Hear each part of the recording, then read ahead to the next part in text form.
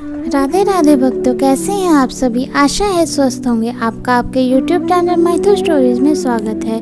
ऐसा नहीं है कि सिर्फ ईश्वर ही मनुष्य को उनके कर्मों की सज़ा देते हैं या जन्म मरण निर्धारण करते हैं। कई बार भगवान को भी अच्छे कार्य करने पर भी शापित होना पड़ता है। यहाँ ध्यान देने वाली बात यह है कि भगवान ने अनेक कष्ट सहकर भी स्वयं को मिले इन शाप को सहा है, ताकि ये शाप देने वाले व्यक्तियों का मान बना रहे। ऐसी ही एक घटना नारद मुनि से जुड़ी है, जब उन्होंने श्री हरि विष्णु को शाप दिया था। नारद मुनि भगवान विष्णु की भक्ति में साधना करने बैठ गए। ज्ञानी ध्यानी नारद मुनि को तप करता देख देवराज इंद्र को लगा कि कहीं नारद मुनि अपने तप के बल पर स्वर्ग को प्राप्त नहीं करना चाहते। इस पर उन्होंने कामदेव को स्वर्ग की अप्सराओं के साथ नारद मुनि का तप भंग करने के लिए भेजा, लेकिन नारद मुनि पर कामदेव की माया का कोई प्रभाव नहीं हुआ। तब डरे हुए कामदेव नारद जी से क्षमा मांगी और स्वर्ग को लौट गए। कामदेव की माया से मुक्त रहने पर नारद मुनि को इस बात का अहंकार हो गया कि उन्होंने कामदेव पर विजय प्राप्त कर ली है।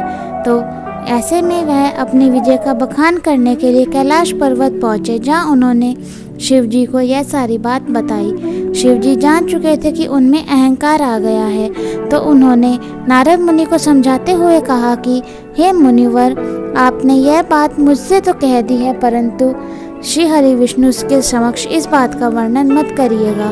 परंतु नारद मुनि ने उनकी एक ना सुनी और उनकी विजय का बखान करने के लिए वैकुंठ पहुँचे और श्री हरि विष्णु को यह पूरी घटना बताने लगे कि कैसे उन्होंने कामदेव पर जीत प्राप्त की।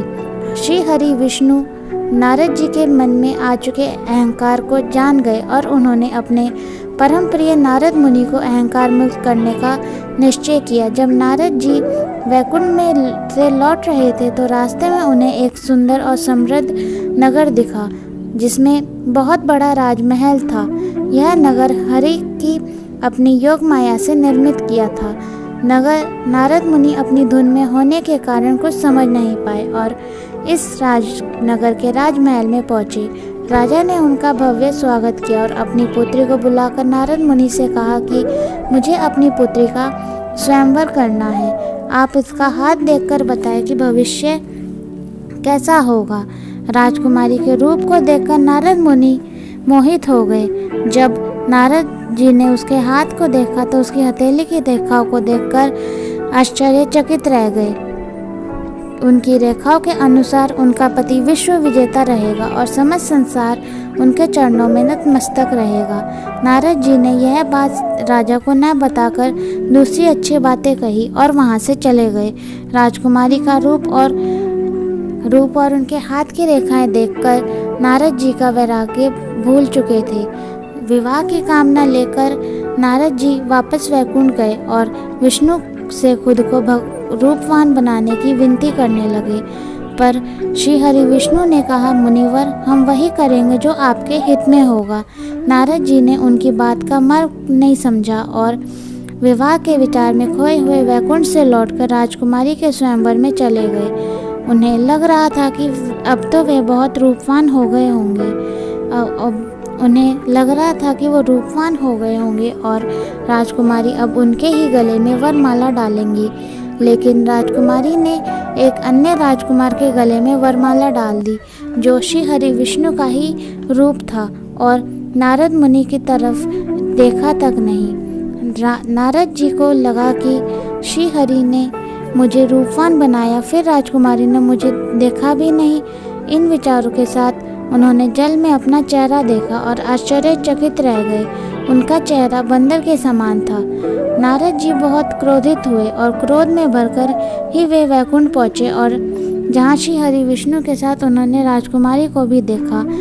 इस पर उन्होंने श्री हरि को बहुत बुरा भला सुनाया और श्राप दिया कि आपने बंदर का मुख देखकर मुझे उपहास कराया है।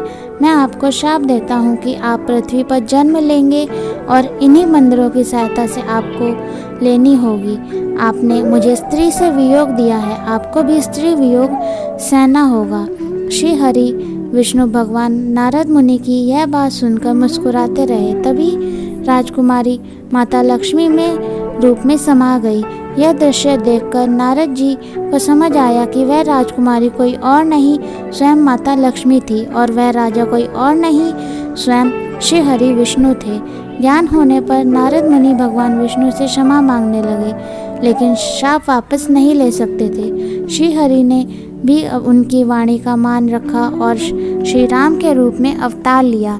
इसमें उन्हें माता सीता से वियोग भी सहना पड़ा और वानर रूपी रुद्र अवतार हनुमान जी से भी संकट के समय उनका साथ भी लेना पड़ा।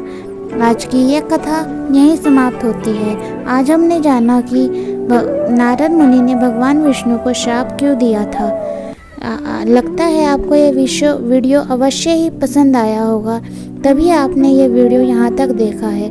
अगर आपने ये वीडियो यहाँ तक देखा है तो इसको अपने दोस्तों व परिवारों के साथ शेयर करें, ताकि उनके सभी के ज्ञान में भी वृद्धि हो सके और वे भी जान सकें कि उन नारद मुनि ने विष्णु को श्राप क्यों दिया था। और हमारे चैनल को सब्सक्राइब अवश्य से करें, ताकि आप हमारे इस भक्तिमय परिवार का हिस्सा बन जाएं। और यहाँ तक वीडियो देखने के लिए आप सभी भक्तगणों का धन्यवाद।